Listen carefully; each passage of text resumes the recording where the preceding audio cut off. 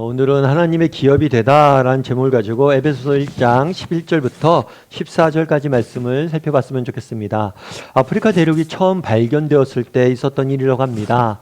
유럽인들이 아프리카에 갔는데 어느 마을을 갔어요. 마을을 갔는데 마을 아이들이 작은 돌을 가지고, 특별히 반짝이는 돌을 가지고 노는 모습들을 보게 됩니다. 그래서 아이들이 뭘 갖고 노나 이렇게 자세히 보니까 그 돌이 자세히 보니까 보석이에요. 특별히 다이아몬드를 가지고 노는 거예요. 이 모습을 보고 유럽인들이 아이들이 좋아하는 게 뭘까 고민하다가 껌을 줬어요. 껌을 주고 돌이랑 바꾸자고 한 거죠. 아이들 입장에서는 신기한 껌이고 또 재미도 있고 맛도 있으니까 껌이랑 바꾼 거죠. 그래서 결국에 다이아몬드랑 껌이랑 바꿨다는 그런 얘기가 있습니다. 사실 아이들이 이 다이아몬드가 얼마나 귀한 가치로 팔리는지 알았다면 껌과 바꾸지 않았겠죠. 아이들이 바꾼 이유는 뭐예요? 이 다이아몬드의 가치를 몰라서 그런 거죠. 참 우리 인생을 살면서 우리가 보는 손해, 낭비가 있습니다.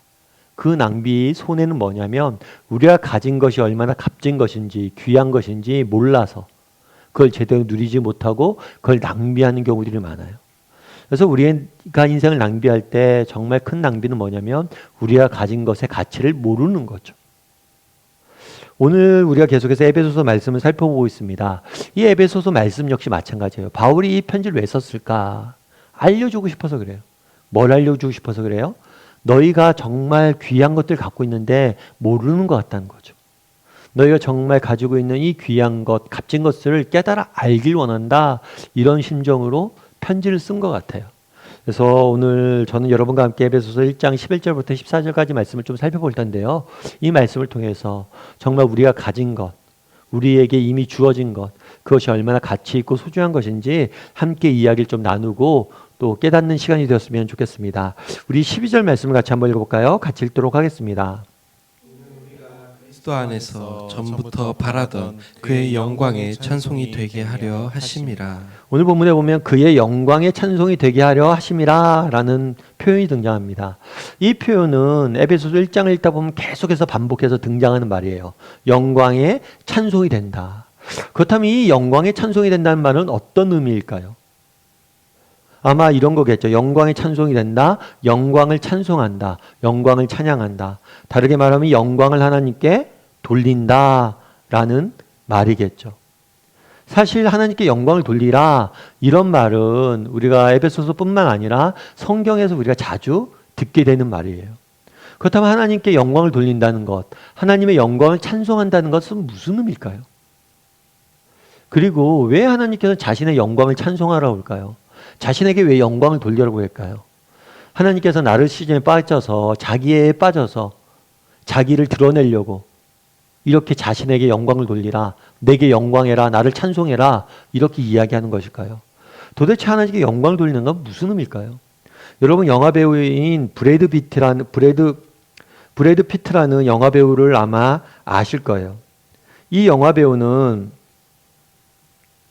브래드 피트라는 영화 배우를 아마 아실 거예요.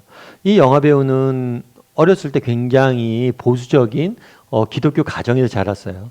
보수적인 기독교 가정에서 자랐는데 이 사람이 나중에 신앙을 버리게 됐어요. 신앙을 버리게 된 동기가 있습니다. 계기가 있습니다. 그건 뭐냐면 하나님이 자기를 찬양하라고 한 것 때문에 버렸어요.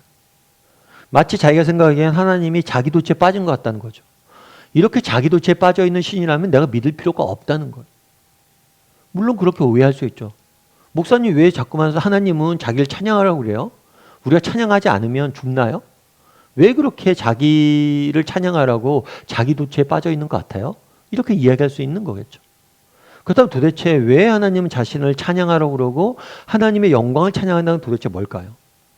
우리 하나님 말씀을 좀 읽어봤으면 좋겠는데요. 시편 66편 1절부터 2절까지 말씀을 좀 살펴봤으면 좋겠습니다. 같이 읽도록 하겠습니다. 온 땅이여 하나님께 즐거운 소리를 낼지어다. 그의 이름의 영광을 찬양하고 영화롭게 찬송할지어다. 오늘 본문에도 이렇게 됐죠. 그의 이름의 영광을 찬양하고 영화롭게 할지어다. 하나님의 영광을 찬송하라고 이야기하죠. 다르게 얘기하면 하나님께 영광을 돌리라고 이야기합니다. 그런데 그 얘기하기 전에 또 한 가지 이야기를 해요. 뭐냐면 하나님께 즐거운 소리를 낼지어다. 그러니까 이게 뭐냐면 하나님을 즐거워할지어다 이렇게 이야기한 거예요. 그런데 오늘 본문에 두 가지 이야기가 등장하는 것 같아요. 뭐냐면 하나님을 즐거워하다와 하나님의 영광을 찬송하다. 두 가지 이야기가 등장하는 것 같은데 사실은 이거 두 가지가 아니라 한 가지 이야기. 이걸 병행어법이라고 하는데 이건 사실은 같은 이야기예요. 같은 이야기. 다르게 말하면 하나님의 영광을 찬송하는 건 뭐예요? 하나님께 영광을 돌리는 건 뭐예요? 하나님을 즐거워하는 거예요.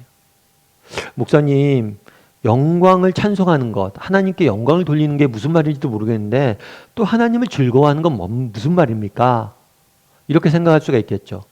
여러분들이 그런 경우가 있을 수 있어요. 우리가 집에서 이제 음식을 여러분들이 준비해서 대접하는 경우가 있죠. 아빠가 아이들을 모아놓고 오늘은 아빠가 음식할게 하고 아빠가 음식을 준비해서 대접하는 경우가 있어요.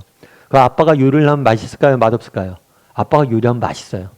왜냐하면 아빠들은 재료를 안 아껴요. 그래서 아빠가 요리를 딱 해줬어요. 그리고 아이들이 맛있게 먹었어요. 맛있게 먹으면서 와, 아빠가 하니까 정말 맛있다. 오늘 너무 맛있었어요. 라고 이야기를 한다고 생각해 보시죠. 그건 음식을 즐긴 거예요? 안 즐긴 거예요? 즐긴 거죠. 음식이 너무 맛있어서 즐긴 거예요. 그래서 내가 음식을 맛있어서 즐거워했어요. 그런데 이것은 아버지에게 영광을 돌린 건가요? 안 돌린 건가요? 영광을 돌린 거죠. 음식을 제공한 사람의 목적은 뭐예요? 이 음식을 누군가 먹고 맛있게 먹는 걸 원했던 거예요. 그래서 이 사람이 맛있게 음식을 먹었어요. 그러면 음식 요리사의 뭐예요? 영광이 드러난 거죠. 음식을 냈어요. 음식을 맛있게 안 먹었어요. 그럼 이 요리사의 영광이 떨어지는 거죠. 그날에 하나님의 이름을 높여라. 하나님께 영광을 돌려라. 라는 말은 무슨 의미입니까? 하나님이 베푸신 것들, 하나님 우리 가운데 주신 것들, 그것들을 우리가 맛보아 알고 즐거워하라는 거예요. 이게 바로 하나님께 영광을 돌리는 거예요. 우리는 그렇게 생각하기 쉬워요. 하나님께 영광을 돌려야 된다. 이렇게 생각하면 내가 가진 것들을 가지고 하나님께 드려야 된다고 생각하기 쉬워요. 내가 가진 지식, 내가 가진 지혜, 내가 가진 시간, 내가 가진 물질을 하나님께 드렸을 때 하나님께 영광 받는다고 생각하기 쉬워요. 하지만 그렇지가 않아요.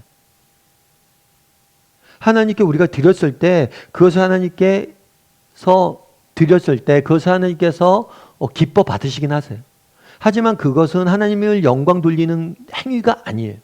영광을 하나님께 영광 돌리는 행위의 본질이 아니에요. 그건 부가적인 산물이에요. 하나님께 영광을 돌리는 행위의 본질은 뭐냐? 하나님을 즐거워하는 거예요.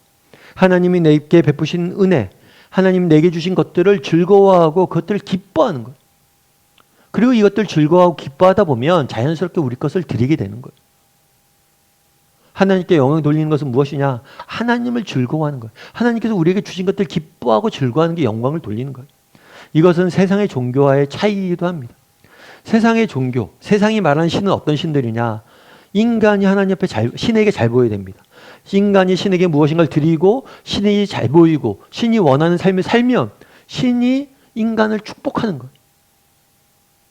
그런데 기독교가 말하는 하나님은 그게 아니에요.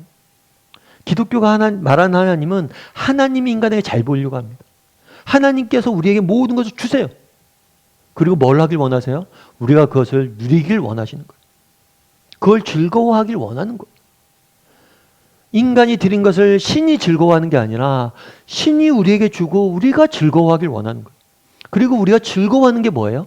하나님께 영광 돌리는 거예요. 그날에 바울이 계속해서 영광의 찬송이 되게 하자, 영광의 찬송이 되자라고 계속해서 이야기하잖아요. 계속해서 이야기하는 건 뭐예요? 우리가 즐거워하자는 거예요. 하나님께서 우리에게 이런 복을 주셨는데, 하나님께서 우리에게 이런 일을 행하셨는데, 하나님께서 우리에게 이러한 은혜를 주셨는데 우리가 이것을 즐거워하자는 거예요. 이걸 기뻐하자는 거예요. 하나님 우리에게 주신 것들을 기뻐하고 즐거워하는 것. 그것이 바로 뭐예요? 하나님께 영광 돌리는 거예요.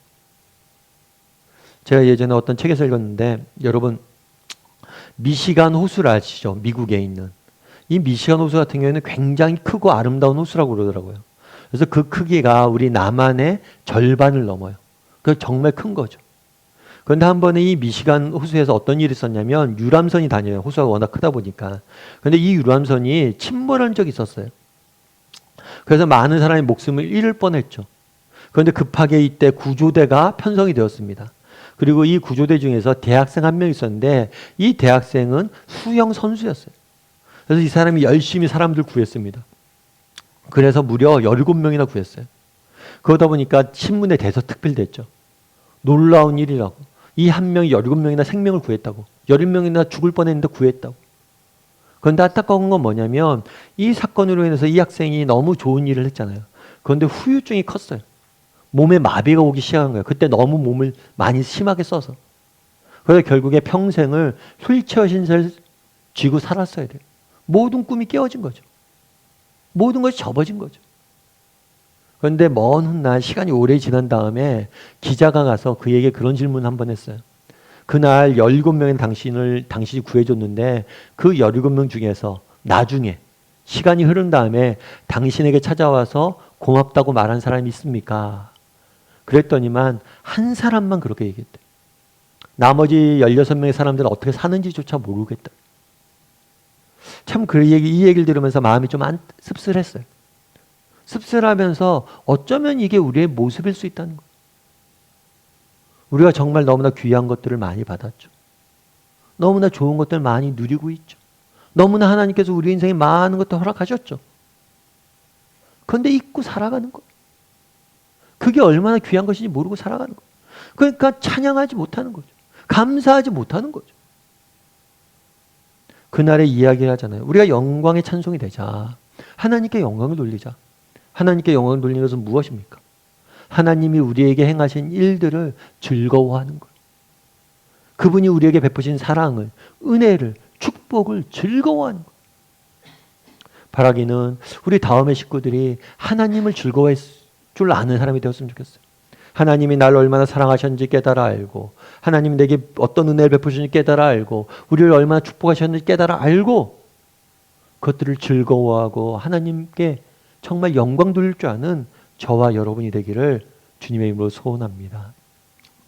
다음으로 우리 11절 말씀 같이 한번 읽어볼까요? 같이 읽도록 하겠습니다. 모든 일을 그의 뜻의 결정대로 일하시는 이의 계획을 따라 우리가 예정을 입어 그 안에서 기업이 되었으니. 또 바울이 지금 계속해서 하늘의 신령한 복을 이야기하잖아요. 앞서 얘기했던 것처럼 우리가 영광의 찬송이 되자 하나님이 우리에게 베푸신 축복을 우리가 기억하고 찬송을 하자라고 바울이 이야기한 거예요. 그럼 하나님께서 우리에게 베푸신 축복은 뭐냐는 거예요. 첫 번째는 뭐였어요? 하나님이 우리를 선택하셨다는 거죠. 그리고 우리를 자녀 삼아 주셨다는 거죠. 그리고 우리의 죄를 사해 주셨다는 거죠. 그리고 우리에게 하늘의 비밀을 깨닫게 하셨다는 거죠. 그리고 다섯 번째로 바울이 말한 게 뭐냐면 우리가 뭐가 됐다는 거예요? 그의 기업이 되었다는 거예요. 특별히 우리가 기업이 되었는데 그의 뜻을 결정대로 일하시는 계획에 따라 우리가 예정을 입어 우리가 그의 기업이 되었는데 이게 우연히 일어난 일이 아니란 거예요.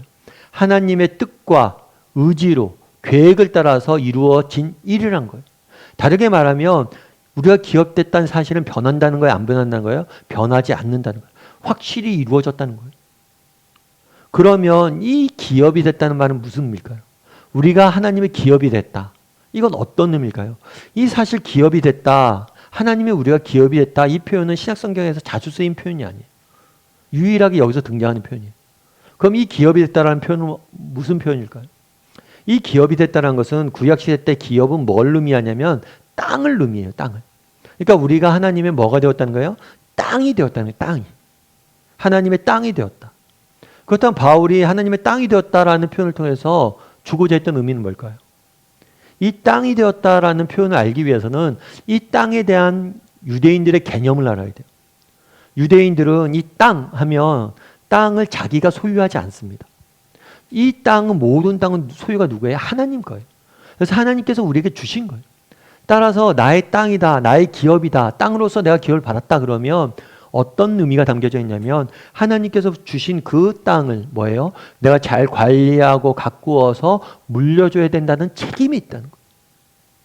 다르게 말하면 바울이 그렇게 얘기한 거잖아요. 우리가 하나님의 기업이 되었다. 하나님의 땅이 되었다. 다르게 말하면 하나님께서 우리를 뭐 한다는 거예요? 농부가 되어서 우리 땅을 돌보고 가꾸고 정말 아름답게 빚고 계시다라는 의미라는 거예요.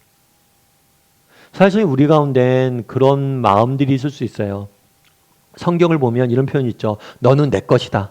우리는 하나님의 소유다. 막 이런 표현이 나와요. 그러다 보니까 어떤 게 있냐면 우리 마음에 거부감이 있죠. 아니 내 인생은 내 거지 뭐 하나님 거야? 다 하나님 거야? 하나님이 다 가져? 이렇게 생각하기 쉬워요. 그런데 이 소유다라는 개념은 그런 개념이 아니에요. 여러분 어떤 걸 소유해 보십시오. 그럼 이 소유한 사람이 이 소유물을 가꿉니까? 안 가꿉니까? 가꿔요. 어린아이들도요. 내 거라고 생각하잖아요. 그럼 아끼고 돌봐요.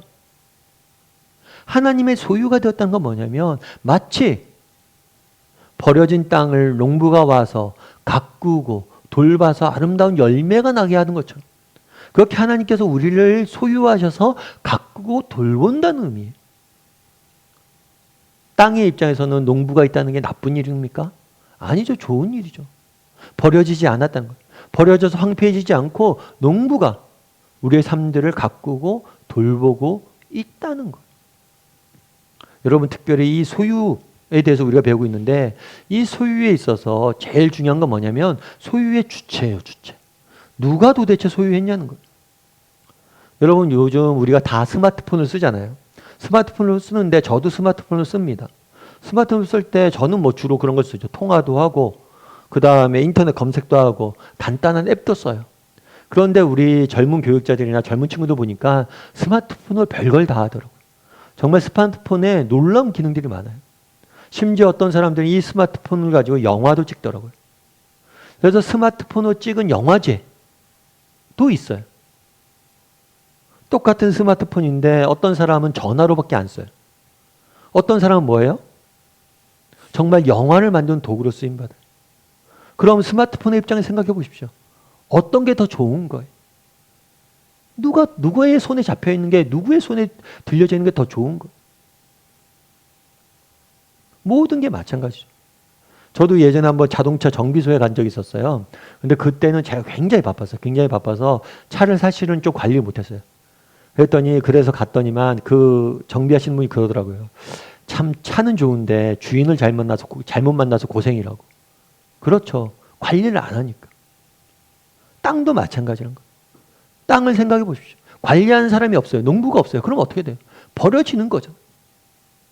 그냥 낭비되는 거잖아요. 그런데 그 땅에 농부가 씨앗을 심고 정말 물을 주고 정말 그래서 꽃이 피고 정말 나무가 열리고 열매가 맺히면 그 땅의 가치는 좋아지는 거예요. 결국에 이 소유는 누가 소유했냐는 거예요. 바울이 그날 이야기하잖아요. 하나님께서 우리를 소유하셨던 거예요. 하나님 누구세요? 이 세상 모든 만물을 만드신 창조하신 분이잖아요. 뿐만 아니라 하나님 누구세요? 나보다 나를 더 잘 아시고 나보다 나를 뭐예요? 더 아끼고 사랑하시는 분이. 그분의 기업이 되었다는 거예요. 우리가. 이것이 얼마나 감격스러운 일이냐는 거예요. 그 당시 편지를 쓸 때 바울은 감옥에 갇혀 있었습니다. 감옥에 갇혀서 바울은 무슨 생각을 했을까요? 정말 내 인생이 버려지진 않았을까? 이런 생각을 하지 않았을까요? 많은 사람들이 실제로 그렇게 얘기했어요. 하나님이 바울을 버렸다. 하나님이 바울을 버리지 않으면 왜 감옥에 저렇게 두겠느냐? 감옥에서 왜 죽게 두겠느냐? 하나님이 너를 버렸어. 세상이 나를 버리고 하나님도 나를 버리고 정말 모두가 나를 버렸다고 생각할 수 있는 형편이었어요. 그런데 바울은 그 속에서도 그렇게 생각하지 않습니다. 내가 비록 겉으로 보기에 버려진 것 같지만 그렇지 않다는 거예요. 나는 뭐예요? 하나님의 기업이라는 거예요. 하나님이 우리를 소유하셨다는 거예요. 그래서 우리를 뭐 하는 거예요? 돌보시고 가꾸시고 우리 인생을 아름답게 빚어 간다는 거. 이것이 얼마나 놀라운 일이냐는 거. 우리도 마찬가지죠. 우리도 이 땅을 살다 보면 버림받은 것처럼 느껴질 때가 있어요. 정말 내 인생이 쓸모없는 것처럼 느껴질 때가 있어요. 아무런 의미 없이 우리 인생이 존재되어진 것처럼 느껴질 때가 있어요. 하지만 우리는 그런 존재들이 아니에요. 우리는 하나님의 기업이에요. 하나님의 소유예요. 하나님께서 우리를 아름답게 갖고 가시고 지금도 갖고 가고 계실 거예요. 제가 예전에 기사에서 그런 기사를 한번 봤는데요. 칠레에 가면 유명한 사막이 있어요. 칠레에 아타카마 사막이라는 사막이 있습니다. 이 사막은 어떻게 유명하냐면 지구상에서 가장 건조한 땅으로 유명해요. 그래서 연간 1년 동안에 비가 얼마큼 내리냐면 3mm 내리는 거예요. 3mm면 정말 조금 내리는 거예요. 요만큼 내리는 거예요. 1년 동안 그것도. 그러니까 얼마나 땅이 건조해. 그래서 이 땅은 뭐로 주로 쓰이냐면 이 땅에서 화성 영화도 찍었대요. 화성이 정말 이렇게 막막한 아무것도 생명체가 없는 땅이잖아요. 그래서 화성을 배경으로 한 영화를 찍을 정도로 이렇게 건조한 땅인 거예요. 그런데 이 땅에 가끔 어떤 일이냐면 집중호우가 내립니다. 집중호우가 내리면 그 호우가 내리면 어떻게 되냐면 꽃이 펴요. 그래서 밑에 사진이 그 사진이에요. 꽃이 핀 사진. 완전히 사막인데 비가 내리면 한 몇 주 동안 꽃이 확 피는 거예요. 그래서 사람들이 그곳에 가서 사진 찍고 막 보고 그렇게 하는 거죠. 그런데 이 집중호우가 얼만큼 내리냐면 짧게는 3년에 한 번, 길게는 7년에 한 번 내리는 거예요. 그러니까 3년이나 7년마다 한 번씩 꽃이 피는 거예요. 그런데 제가 이 기사를 읽으면서 꽃 씨앗의 입장을 생각해 봤어요. 꽃씨 입장에서는 3년을 기다리는 거잖아요. 7년을 기다려서 뭐예요? 꽃 한 번 피는 거죠. 그런데 어떻게 기다릴 수 있어요? 비가 올 거라는 확신이 있기 때문이죠. 많은 사람들이 사막이고 버려지고 황무한 땅이라고 이야기합니다. 하지만 그 안에서 꽃씨는 기다리고 있는 거예요. 어떻게 기다려요? 때가 되면 비가 올 것이라는 확신이 있기 때문에 기다리는 거죠. 우리 인생도 마찬가지라는 거예요. 우리 인생도 때로는 이렇게 황막한 사막 같죠. 버려진 땅 같죠. 그런데 우리에겐 누가 계세요? 농부 대신 하나님이 계세요. 비록 지금은 버려진 사막 같고 황무지 같고 그렇지만 하나님께서 우리를 가꾸실 거예요. 때가 되면 비를 주실 것이고 때가 되면 우리를 돌보실 것이고 때가 되면 우리 삶 가운데 일하실 거예요. 그래서 우리 삶 가운데도 정말 이렇게 꽃이 필 거예요. 바울은 그날에 이야기합니다. 우리는 기업이다. 나는 하나님의 소유가 되었다. 기업이 되었다. 우리는 버려진 존재들이 아니란 거예요. 이것이 얼마나 멋진 일이라는 거예요. 그분이 우리를 소유하셨고 그분이 우리를 땅으로 기업 삼으셔서 우리 인생을 돌보고 계시고 가꾸고 계시다는 거예요. 이것이 얼마나 놀라운 축복이냐는 거예요. 그래서 낙심할 이유가 없다는 거예요. 감옥에 있어도 난 낙심하지 않는다는 거예요. 낭망하지 않는다는 거예요.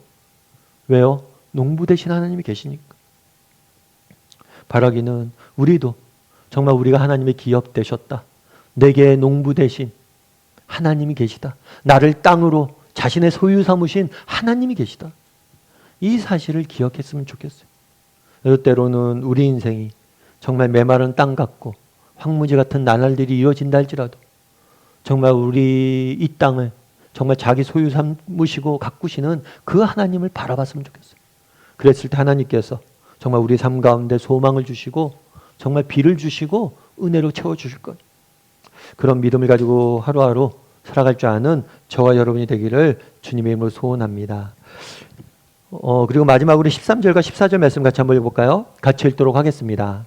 그 안에서 너희도 진리의 말씀 곧 너희의 구원의 복음을 듣고 그 안에서 또한 믿어 약속의 성령으로 인치심을 받았느니라. 이는 우리 기업의 보증이 되사 그 얻으신 것을 속량하시고 그의 영광을 찬송하게 하려 하심이라. 예, 바울은 우리가 받은 축복에 대해서 내가 받은 축복, 자신이 받은 축복에 대해서 이야기합니다. 첫 번째는 하나님이 나를 선택했다는 거예요. 그리고 하나님께서 나를 자신의 자녀 삼아 주셨다는 거예요. 또 하나님께서 내 죄를 사해 주셨다는 거예요. 또 하나님께서 나로 하여금 정말 우리 인생의 가장 중요한 인생의 비밀들을 깨닫게 하셨다는 거예요. 그리고 하나님께서 나를 자신의 소유 삼아 주셨다는 거예요. 그리고 마지막으로 뭐라면 하나님께서 나에게 성령을 주셨다는 거예요. 우리가 받은 축복은 뭐냐? 하나님이 성령을 주셨다는 거예요. 특별히 오늘 본문에 보면 이렇게 되어 있죠. 약속의 성령으로 인치심을 받았다 이렇게 되어 있어요. 왜 약속의 성령이라고 얘기했냐? 하나님께서 약속하셨어요. 뭘 하셨어요? 성령을 주겠다고 약속하셨어요. 누구에게 주겠다고 약속했어요?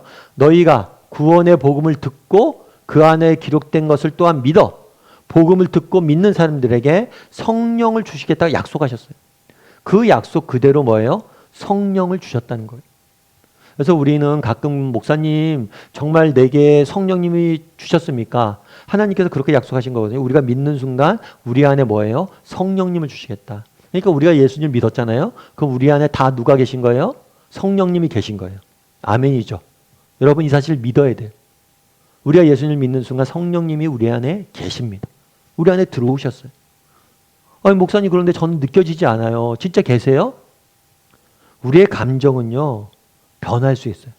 여러분 항공기를 조종하는 비행사가 배우는 훈련 중에 그런 게 있대요. 뭐가 있냐면 비행기를 조종하는 조종사가 배우는 훈련 중에 하나는 감정을 믿지 않는, 느낌을 믿지 않는 거예요. 느낌을 믿지 않고 계기판을 믿는 거예요. 느낌으로는 비행기가 막 추락하는 것 같아요. 그런데 계기판을 보면 비행기가 뭐 하는 거예요? 수평을 유지하고 있는 거예요. 그러면 수평을 유지하는 게 맞다는 거예요. 우리의 감정은 하나님이 나와 함께 안 하시는 것 같아요. 그런 날들이 있을 수 있어요. 저도 목사지만 가끔 하나님이 나와 함께 하시는 것 같지 않을 때가 있어요. 그럴 때라도 우리는 뭘 봐야 돼? 계기판인 말씀을 봐야 돼. 약속을 봐야 돼. 하나님이 그렇게 약속하셨고 하나님은 그 약속을 반드시 지키는 분이기 때문에 우리 안에 누가 있는 거예요? 성령이 있는 거예요. 그래서 여러분 감정을 믿지 말고 계기판을 봐야 돼요. 그래서 약속의 말씀 그대로 성령님이 우리에게 들어와 계십니다. 그런데 성령을 우리에게 주셨다라고 표현하지 않고 뭐라고 되어 있냐면 약속의 성령으로 인치심을 받았다라고 표현되어 있어요. 이 인치심이란 어떤 뜻이냐면 도장이라는 의미예요. 도장을 찍었다. 하나님께서 도장을 찍었다는 거예요. 그럼 성령이 우리에게 오셨다는 것은 늘 뭐에 비유한 거예요? 도장을 찍었다는 거예요. 그럼 이 도장을 찍는다는 건 무슨 의미예요? 도장을 왜 찍어요? 소유물의 도장을 찍어요.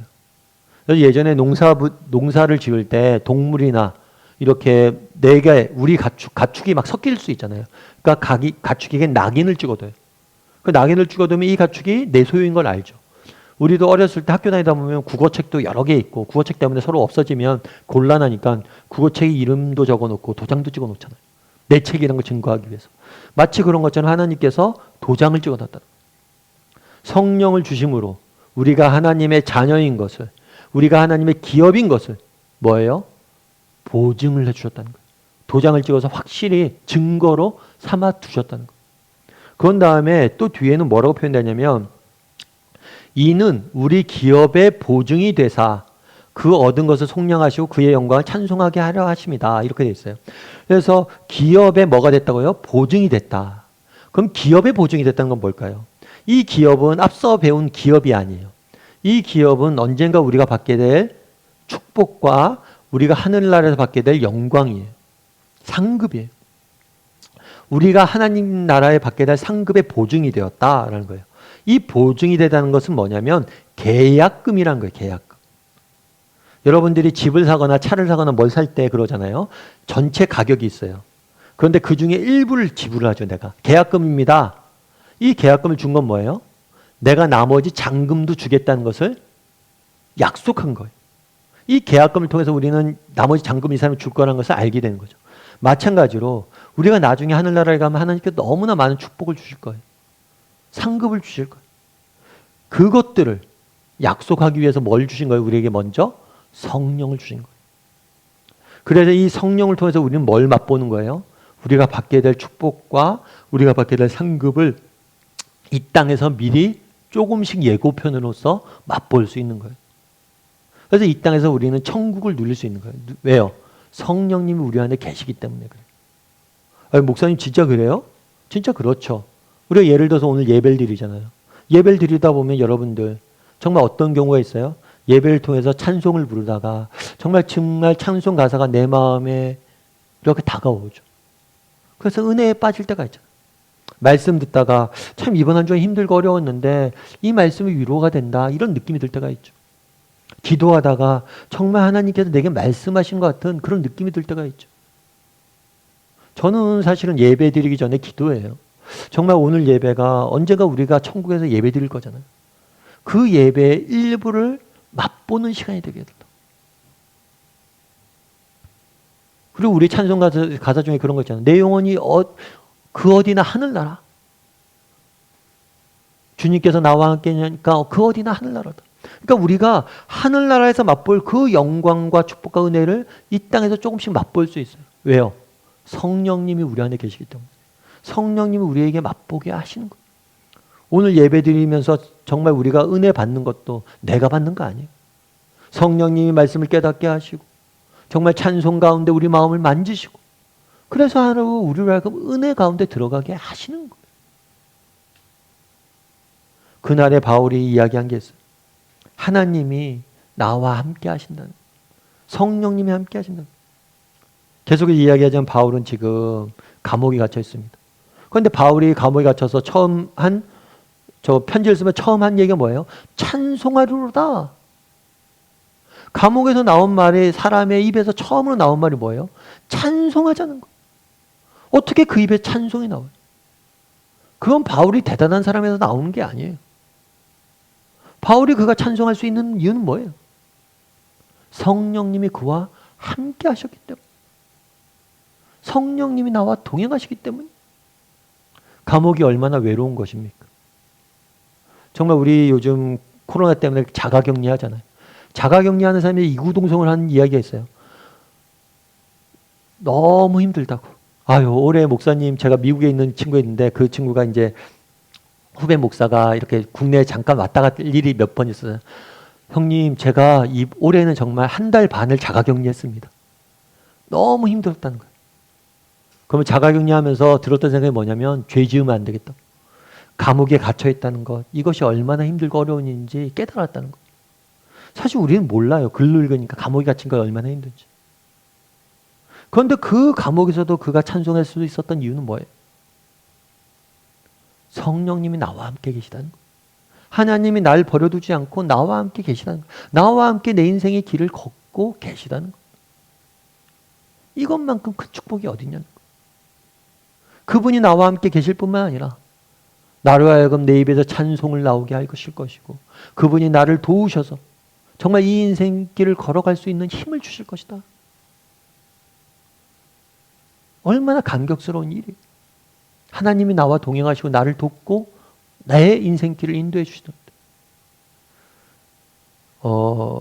1992년 바르셀로나 올림픽 때였어요. 이 바르셀로나 올림픽, 올해도 이제 올림픽이 있었는데 올림픽 때 특별히 400m 결승 때 있었던 일이에요. 이 결승 때 영국의 육상 선수인 데릭 레이몬드라는 사람이 있었어요. 이 선수가 있었어요. 이 선수 같은 경우에는 400m 경주의 우승 후보였어요. 금메달 후보였어요. 예선도 1위로 좋은 성적을 통과했어요. 그런데 안타깝게도 결승전을 시작하고 조금 뛰다가 이 사람이 다리 인대가 끊어진 거예요. 그러니까 더 이상 뛸 수가 없죠. 더 이상 달릴 수가 없어요. 경기는 끝났습니다. 모든 사람들이 결승에 지나갔어요. 그런데 이 사람은 다리를 쩔뚝쩔뚝하면서 계속해서 끝까지 완주하려고 걸어가고 있었어요. 그때 그 모습이 얼마나 처량했겠어요. 제대로 걷지도 못하고 다리 절면서 이렇게 가는데 가다가 멈췄다 가다가 멈췄다. 그런데 그때 관중석에서 누가 막 뛰어내려왔어요. 사람들이 말렸죠. 그런데 내가 저의 아빠라고. 그러면서 그 아빠가 내려온 거예요. 아빠가 내려와서 아들한테 이야기하는 거죠. 야, 아들아, 그만해. 됐어. 충분히 잘했어. 이제 그만 집에 돌아가자. 그랬더니 아들이 그런 거예요. 아니에요, 아빠. 저 끝까지 뛸래. 이게 제 꿈이었어요. 이곳에 서는 게 꿈이었어요. 저 이 경기 마무리해야 돼. 그랬을 때 아빠가 그래, 알았다 하고 부축을 내서 아이를 데리고 끝까지 경주선을 걸어요. 그래서 그날 제일 많은 관중의 박수를 받은 사람은 금메달리스트가 아니었어요. 이 아버지와 함께 걷는 이 육산 선수였어요. 참 여러 가지 생각이 들었어요. 이 기사 보면서. 그런데 우리에게 아버지가 있잖아요. 정말 나홀로 경기를 해야 되잖아요. 나홀로 경기를 뛰는 것 같잖아요. 다리 인대가 끊어지고 혼자 더 이상 걸을 수 없는 형편이 되죠. 그럴 때 내 옆에 함께 걷는 분이 계시다는 거예요. 그날에 바울이 뭐라고 이야기합니까? 우리가 하늘의 복을 받았다. 무슨 복을 받았냐? 성령을 우리에게 주시지 않았냐? 그 성령님이 내게 들어오셔서 정말 하나님이 주시는 그 은혜를, 축복을 지금 누리게 하고 있지 않냐? 나와 동행하시는 분이 있지 않냐? 나를 정말 힘주시고 내 어깨를 일으켜 세워주시고 붙잡아 주신 분이 있지 않냐? 바라기는 우리 다음의 식구들도 이것이 얼마나 큰 축복이고 은혜인지 기억했으면 좋겠어요. 나와 함께 길을 걷는 성령님이 내게 계시다는 것. 정말 감옥에 갇힌 외로운 상황 속에서도 그 성령님을 위해 찬양하는 바울처럼 우리도 힘들고 어려운 날들이 있지만 우리와 함께 인생길 걸어가시는 그 성령 하나님을 의지함으로 그와 동행함으로 정말 믿음의 길을 끝까지 걸어갈 줄 아는 저와 여러분이 되기를 주님의 이름으로 소원합니다.